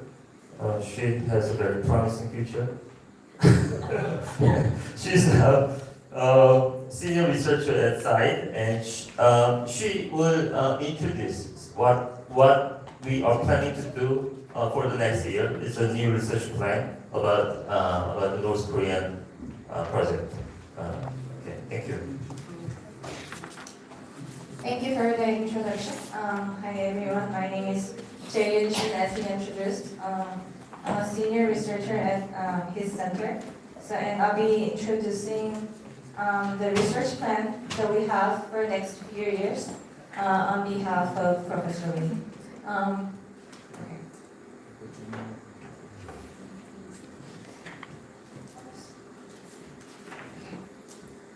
So we titled this research as an assessment of social ideology of North Korea. We have talked whole day about how about the German reunification cases and the problems we witnessed, success cases, and we could refer those learnings from German reunification to this research, I think. We're still on the initiation phase for this research. I'll introduce how we're gonna do it. So for the background, I'll briefly talk about the changing international dynamics surrounding North Korea, which was actually discussed in previous sections, so I'll be really quick. And also the changing relationships between two Koreas and changes within North Korea, which Dr. Lee just explained. And the already known and will be expected national identity gap between the two Koreas. And under this backdrop, what kind of research objective we have, I'll talk about it. And then as a first step of this research, we did some literature reviews, case studies on German reunification to refer what they have already witnessed to this research. And lastly, I'll discuss the detailed research plan. So Dr. What was his name? Dr. Abraham Yen, in the last session, he actually talked about the international dynamics surrounding North Korea. So North Korea, since Kim Jong-un has taken his throne, has been more than active with many other major stakeholders within the international community. I guess he's promoting within North Korea that he can tackle all the problems, especially the economic problems. But still, North Korea is under very strong sanction against it. And although it had, Kim Jong-un had several summits with South Korean leader and Donald Trump, but there has been no solid agreement yet. And with Japan, although Japan has little negotiating leverage compared to North Korea, United States, with the end of GSOMIA, with South Korea and North Korea keep launching its missile tests, it's keep arguing that it's under threat. We need that Japan needs to strengthen its armaments. For China, China had like more than 70 years of diplomatic relations with North Korea, and because it's having a major power struggle with the U.S. I believe that China has a strong geopolitical interest on North Korea. In terms of Russia, we already heard from Dr. Abramian that Russia doesn't have that much interest in North Korea, but I'm pretty sure if the Korean Peninsula to be reunificated, then Russia would be very much interested about what they can take out from such change in peninsula. In terms of its relationship between the two Koreas, from 1990s, the South Korea has pursued sunshine policy. I'm pretty sure most of you are very familiar with this policy. So under this policy, the Korean government initiated the Kumgang Mountain Tourism Project, also opened the Kaesong Industrial Complex. But this policy continued until 2009, so it was continued for over about 10 years. But after this policy ended, the relationship between North Korea and South Korea was cooled. Kaesong Industrial Complex was closed. Kumgang Mountain Tourism was terminated. And as we heard, and as we all know, in 2017, everybody was worried about the possible war between the two Koreas. But the situation changed rapidly last year when the two Korean leaders met before Olympics in 2018. At that point, it seemed like the Korean reunification was right in front of our sight. But further working level talks has been on hold, and recently there has been many discordance in the depiction of the relationship between two Koreas. North Korean leader Kim Jong-un has been criticizing, and the North Korean media has been criticizing South Korea openly, publicly, and very severely. But at the same time, the Moon administration has been continuing to say that we have a good relationship with North Korea. So it's kind of difficult to believe which side is correct. So when the summit between the two Koreas happened, there were many medias and even in academic papers discussing about the détente phase of two Koreas. But it's kind of questionable if you can still call this phase détente. And meanwhile, there has been many changes being observed and witnessed in North Korea. Dr. Lee Eran has already made wonderful presentation on the changes that's happening in North Korea. Just to wrap it up a little bit, politically, there has been disappointment on the Kim Jong-un regime because of the continued poverty and the failure of the state to sustain the basic needs of the people. People are protesting against the regime.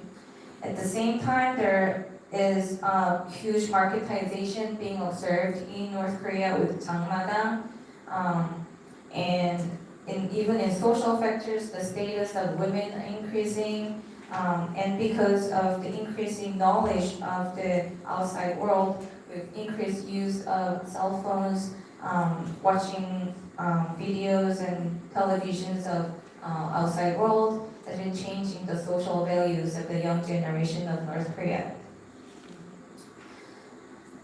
But the changes happening within the people of North Korea is not enough to minimize the gap between the national identity between the two Koreas. So what's sorry, I didn't change the slide. So in terms of national identity, there are many definitions being discussed. There are many arguments made on this notion of national identity. But I guess we can sum it up a little bit by saying that national identity has two different elements. First elements would be more on civic territorial factors that is influenced by politics, law, and sentimentality. But then at the same time, another element of national identity will be more ethnic oriented, like ethnicity, blood relations, and culture.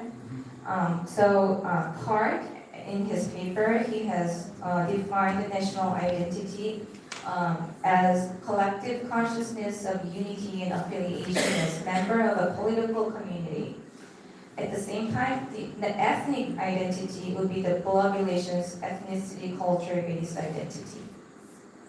So in terms of South Korea and North Korea, we can say that we share ethnic identity because we have same ethnic homogeneity, and we speak same language. And these two aspects are always emphasized when the two Koreans talk about peace and reunifications. But then what's been oversighted is the difference between national identities. South Korea, we support liberal democracy. We are guaranteed with individual freedom in religion, speech, clothing, anything that we can do, we want to do, we can do. And we are pro-globalization, Americanism, Westernism. And at the same time, because a lot of families are multicultural these days in South Korea, so it's questionable if we can keep emphasizing the homogeneity of this ethnicity when we are talking about the relationship with North Korea. In terms of North Korea, it's communist socialist country. It practices many symbolic practices, prescriptive and participatory rituals. It supports feminism, and it has been always emphasizing Juche ideology, which is quite different from South Korea. So based on these backgrounds, our center has been wondering what can we contribute to the possible changing relationship between the two countries. So although the North Korea is right now under a severe sanction, it is expected that it's not going to be forever be sanctioned. So after the sanction is lifted, there might be more economic cooperation. Lots of foreign investment will be inflow to North Korea. The practice of ODA will increase again. And considering how the marketization is already happening in North Korea with Jangmadang, and people are pro-capitalism and market already, I think economic cooperation and actual trading between North Korean citizens and South Korean citizens is part of arc. So the question is, are we prepared for the next step? If this happens, are we prepared for this? And what can we contribute as an academic center and that focuses on international development to this preparation step? So there are many reunification scenarios discussed. Establishing federal government absorption, continuing engagement, and if the reunification actually happens, lots of defectors, refugees are expected, but then we have to also face disparity in social values, and national identity clash is also expected. So with these kind of questions, we set up our objective as to develop strategies and means to appropriately assess the social ideology of North Korea, which can contribute to policy development for Korean government to reduce social divergence or ideological gap as much as possible when two Koreas are reunited or even are interacting more closely with open economic trading and social trading. So I'm going to be discussing the detailed plan later again, but to pursue this objective, we thought assessing the gap is the primary thing to do.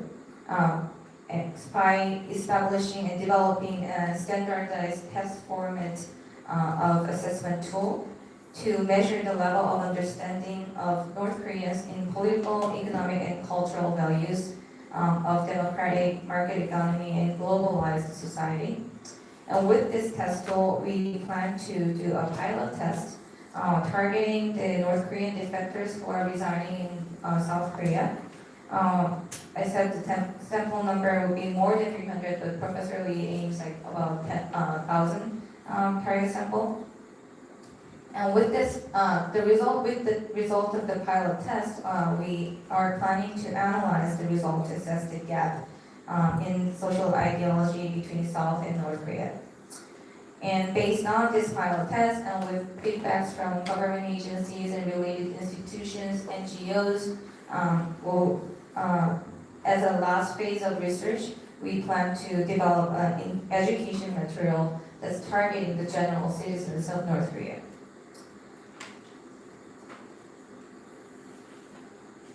As a first step for our research, we did some research on the reunification of Germany, which was discussed whole day today, so I won't get into this too long.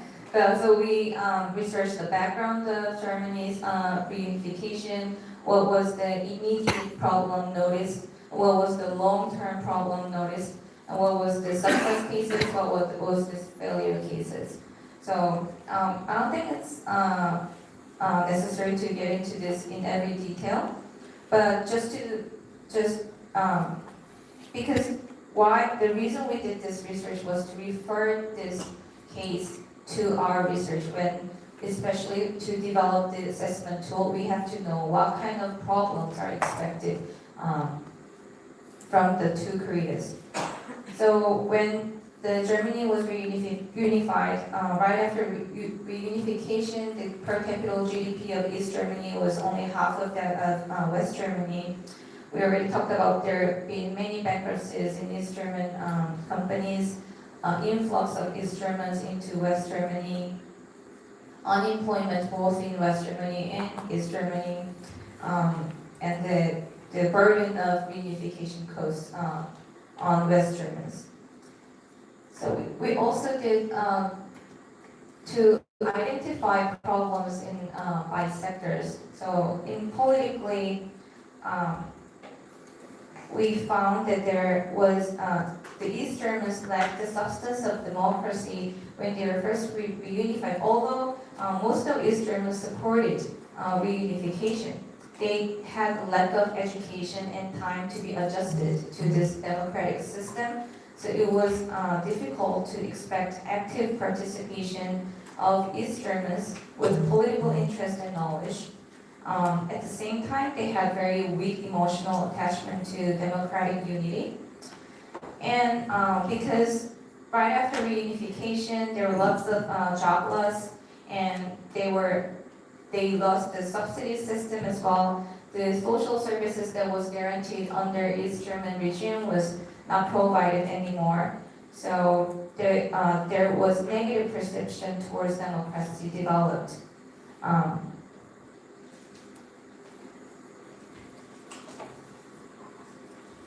In economic wise, East Germans definitely had different economic identity back in East Germany when under the different regime. They have been always inactive and passive in economic activity. They were not used to be evaluated and compensated based on their performance. And they were not very equipped for the market economy. So they lacked, individuals lacked capacity of creativity or flexibility about economic activities, and frustration grew with the new experience after reunification. Lots of them lost jobs, they lost financial security and social services, price increased, so their perceived living conditions became lower after the reunification.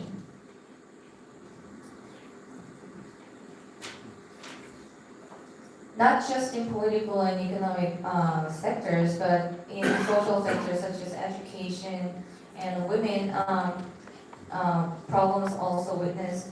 Although there are some opinions that after reunification, the education equality improved, but then at the same time, because after some time, the initial success driven by the enhanced parents' educational credentials, system transformation, and reduced influence of political capital on selection led to failure. to bring about fundamental changes to persistent educational inequality based on social origins. So Professor Dostal in his presentation said the East Germans actually regarded themselves left out forever. So I think that depicts well how the East Germans perceived themselves after the reunification, even with many social changes and social institutions developed. But at the same time, there are many praises about the social changing in social structures, because now at least they were guaranteed to have basic education and educational needs to be fulfilled. In terms of women, based on our research, there was mass unemployment of women after reunification due to the collapse of female-dominated culture of food processing. And at the same time, the increasing parenting burden of women increased because of the emphasis on family values in Western German society, and with reduction of social services that was previously provided in East Germany, such as child care services, and change in school hours and lack of school feeding system in Western German. They say the burden for women increased, and the women felt they're not being treated equally, especially with the pension system, because now after the reunification, pension was provided based on the wage and the working period, and because women were not gaining enough, women were not gaining income as much as men, and their working period shortened, their pension rate actually decreased as well.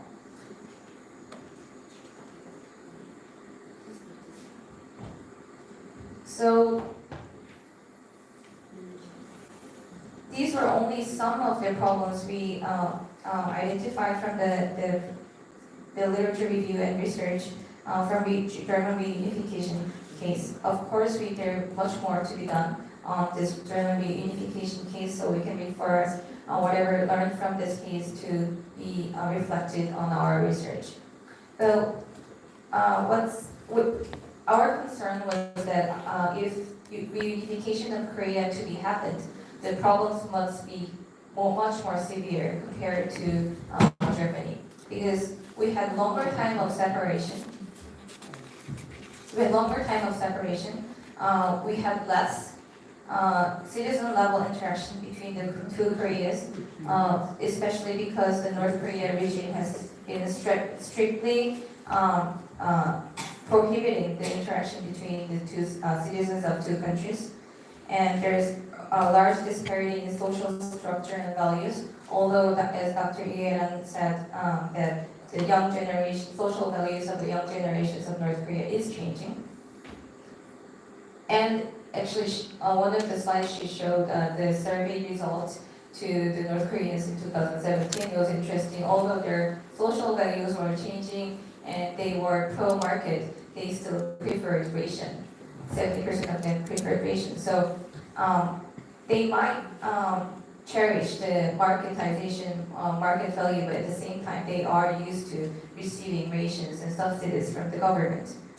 And they're also, we can't just keep on emphasizing the ethnic homogeneity and using same language as a mean to or a weapon to promote reunification. We need to do something else more than that. So we have to find out how much we are different and how to overcome the difference. And the mechanism might be education for the general citizens. So there are many reunification scenarios being discussed. Some say it's going to take in the form of absorption following a German case, or collapse of North Korea is expected also, or the ARSmun administration keep on promoting the federal system might come up. The Rent institution in 2008 actually published a very thick report on modernization of North Korea. And in that report, they expected their expected scenario was that economic structure reform would take place in North Korea, and there will be gradual increase of inter-Korean economic cooperation and assistance, and we'll finally get into a one currency community before actual reunification. It was their scenario. So there are many scenarios being discussed. We don't know what's going to be the one. It might take like several decades to actual reunification. There will be no reunification. Maybe there are going to be two different governments with same ideology. Maybe if North Korea decides to give up their socialism and communism, we don't know. Nothing's known. But one thing to be emphasized is that if we are going for reunification, or if we are to have close relationship with increased economic cooperation and assistance, the social reunification should be considered as well. This is captured from Millard's paper in 2018. He writes in his paper that social unification is crucial as much as economic and political unification. So in the case of, he writes, in the case of Germany, the political and economic reunification might have taken place successfully, but the social unification is still in progress. And also, not just in political and economic sectors, but multidisciplinary areas such as education, children's rights, and women should be also emphasized when talking about unification. So, based on this, we identified and confirmed the needs of appropriate assessment of ideological gap between the two Koreas, and we thought as a solution, education targeting average citizens for social reunification is necessary. So this is my final page. So our plan is to conduct 3 different research projects in consecutive years. So the first year until the early next year, like around March, we are planning to develop an assessment tool in a standardized format test in consultation with professionals in diverse sectors, psychology department, political science department, economic department, international studies department, and also with specialists who have worked on developing the standardized tests. Because obviously we are not the specialists of all this behind the logics of standardized tests. So that's going to be done end of this year and up to early next year. And with this test tool, we plan to conduct a pilot test targeting the North Korean defectors, about 1,000 North Korean defectors who reside in South Korea. Based on their age, sex, and education level, we're going to divide the samples. And with the result, we're going to do thorough analysis of the result. And based on the results, we'll bring about policy implications. It will be policy implications for reunification in terms of diverse sectors, political, economic, and social. And the published reports will be shared with government agencies, including COICA or any other major government agencies, international NGOs, national NGOs. And based on this result, we probably have to refine the test tool as well. So based on the result, we'll keep on refining this test. At the same time, after receiving feedbacks from diverse stakeholders, not just government agencies, but with NGOs and civil societies, we'll try to develop education material that covers diverse sectors. So it can be used as an educational material targeting the general North Korean citizens. I think I'm pretty much on time. Thank you for your time and attention. Thank you, Dr. Shin. Actually, we are supposed to finish at 5:50, but I thought we have time until 6, so I suggested Dr. Lee to let us watch the video that we skipped, and she agreed that the video tape is just 10 minutes long, so if audiences thinks okay, then why don't we? Do you have any question or comment? I rather have a remark than a question. Question to Dr. Shin? Yeah. Okay. We have.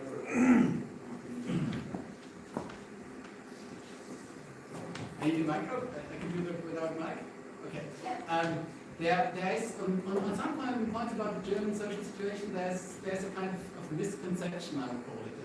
As a West German who lives in East Germany for 20 years and talking to the people reading the newspapers, I can tell you, well, first thing, the idea that after the wall came down and East German pensioners, or female as well as male pensioners, have been the losers is completely wrong.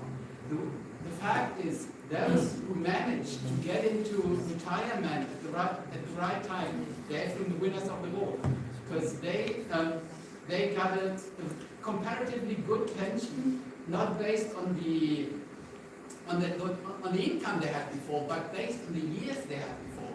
And this first wave became much more than the following waves. So there certainly hasn't been a problem on that side. Can I say something? This is exactly what I wanted from the audience, because our research was solely on the papers and academic papers mainly. So this is not from like the live experience. So if there is an opportunity, I would like to, and our researchers also would like to have in-depth interviews with you and maybe your colleagues to have correct information to be provided, so we can reflect it on our research. We can do that afterwards. I could give you a second information before I start an interview with you. The fact that a lot of people have been unemployed after the war came down, which is right, and wages, if you only get social security, your wage or the money you receive is not very high, for sure. But the main problem of that generation was not, well, the money was compared to what they got before quite high.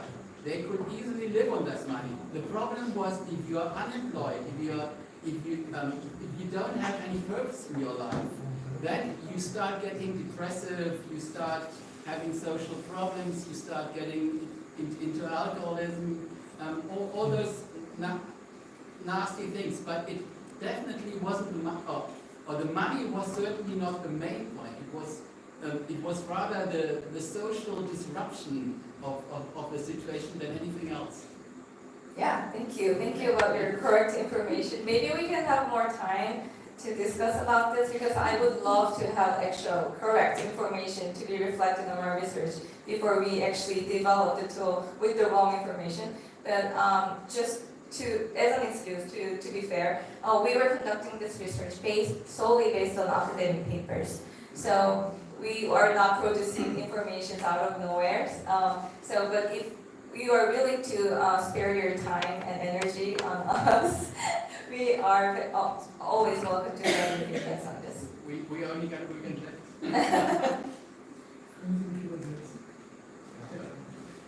You get a translation? Ich versuche, das auf den Punkt zu bringen. Ich fliege 10 Stunden nach Korea, lebe 27 Jahre in Dresden und höre hier, wie es in Dresden aussehen soll. Ich bin geschockt. 제가 10시간, 여기 오느라고 10시간 걸릴 것 같고요. 27년 이상, 27년 동안 이제 드레스덴에 살고 있습니다. 근데 드레스덴 관련해가지고 들은 내용, 공개된 내용 중에 조금 이렇게 달라서 좀 놀란 내용이 있습니다. Es gibt in der ehemaligen DDR viel mehr Kindertagesstätten als im Westen. 예전에 동독 쪽에 서독보다 훨씬 서독이랑 비교해서 훨씬 더 많은 타가소나 그런 육아 시설들이 있었어요. In Dresden ist die Chip-Produktionsstätte Nummer 1 in Europa. Gibt es im Westen nicht.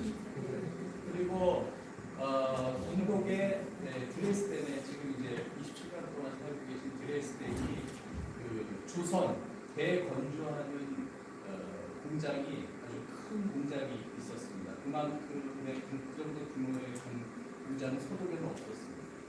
Der größte Unterschied zwischen der Gesellschaft im Osten und der Gesellschaft im Westen ist die viel stärkere Position der Frau. 그리고 이제 가장 그 차이가 났던 부분, 동서도 그 지역에서 차이가 났던 부분은 여성과 관련된 그런 부분이었습니다. 여성의 뭐랄까 포지션, 지위가 동독 쪽이 뭐랄까 강했습니다. Die durchschnittliche Rente eines Ostehepaares ist 160% der durchschnittlichen Rente eines Westehepaares. Nach der Wende. Das hat sich etwas abgeflacht. 그 연금 통일 이후에 아까 지금 안올드 박사님 연금에 대해서 좀 말씀하셨는데 연금 받는 그 퍼센테이지를 따지면은 동독의 부부 오랫동안 일했던 부부가 퍼센테이지를 따지면은 더 많이 받았다고 볼 수 있어요. 160%더 많이 받았어요. 서독 얘기가. Es gibt die höchste Dichte von außeruniversitären Research and Development Institutes in Dresden von ganz Deutschland. 그리고 지금 그러니까 통일 이후에 뭐랄까 이렇게 통일 이전의 얘기도 있지만 통일 이후에 발전된 모습에 대해서 말씀을 하시는 건데 지금 통일 이후에 지금 뭐 30년 내년 30년 되는데 대학 외의 연구소의 밀집도가 지금 가장 높은 곳이 드레스덴입니다. 현재. Ich habe hunderte von Start-ups beurkundet und ich bin an einem IT-Unternehmen beteiligt. Da habe ich 30% der Aktien und die anderen Aktien hat ein Ostdeutscher. Der ist stärker, der hat das Know-how.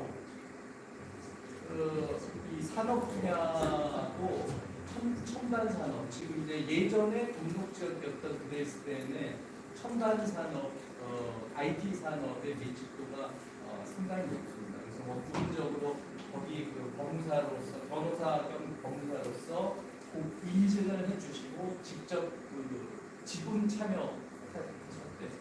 So I'm not disagreeing with the fact that East Germany has very economically capable and has a capacity. And actually, about the women part, I think he has some misunderstanding. It was what I was saying that the East German women were not satisfied with the fact that West Germany didn't have enough social services.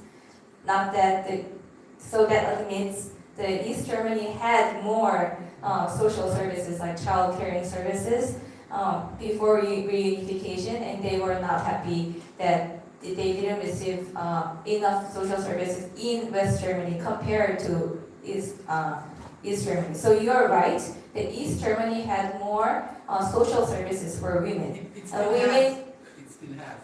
Yeah. Well, the standard lowered a little bit, but it's still on a comparatively high standard. I'll give you an example. Yeah, I think we're actually running out of time, and we can talk about this after the seminar. Okay, you can have a conversation privately. Yes, but Okay, let's leave. Oh yeah, maybe you can argue with her after. excuse me, the last information. The most important startup in Dresden is the company Novalet. Samsung has bought this company for 290 millions. Okay, thank you. much, Dr. Shin. I thought I would like to make two very brief comments. The first one is your title, Assessment of Social Ideology of North Korea, is a bit problematic, yeah, because the word ideology in English has a negative connotation. It's not a neutral word. Perhaps you are more talking about assessment of social values, yeah, or perhaps of societal norms and values. So I would worry about this word in the title. And secondly, I'd like to make one short comment in support of your research design, which I think the gender dimension is very significant and is very useful in possibly comparing the German and the Korean case. Given that we have, so to speak, different standards of inequality on the gender dimension. I would like to say I somehow agree with some of the things that having been said, in the sense that generation and cohort effect is very significant. Yeah, if you talk to middle-aged women, they might have been most dissatisfied, while people who were retired might have been happy, and young people have been confused. Yeah, so you will have different opinions from different generations. I think this is possibly something you should add in your research design to make it more sophisticated. I do believe generational cohorts, of course, in South Korea and North Korea might be also very significant factors. Thank you. We'll come to you when we have any further questions. Okay, yeah, because we just ran out of time, so it's time to close the final session. Thank you very much for everybody paying attention to us. And Professor John will deliver the final. Is it okay? Okay, is it, yeah. Then, Professor John said we have time to watch the video that Dr. Lee skipped, so we'll just have 10 more minutes to watch the video. 이런 박사님.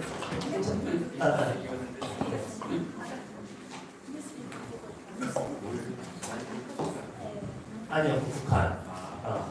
She intended to show us the video that they take the lives of the North Korean people, but she skipped it because she thought that we didn't have enough time. But Professor Jung allowed us to. Okay, please give us 15 minutes more. Okay, it's almost done. 10 minutes takes just the brief video about North Korea, and then I'd like to close, okay, today's conference, and then we are going to have a dinner together, okay.